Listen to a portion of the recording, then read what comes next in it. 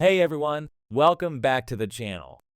In today's tutorial, I'm going to show you how to fix the frustrating camera clipping issue in SketchUp. You know that moment when your model suddenly gets cut off as you zoom in, and all you'll need is a free plugin.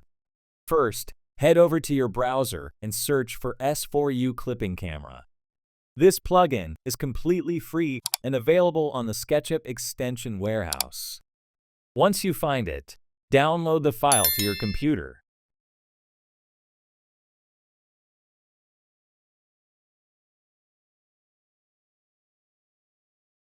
Now, open SketchUp, go to Extension Manager, click Install Extension, and select the downloaded file.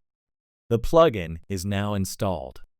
Next, click on the plugin to open its settings.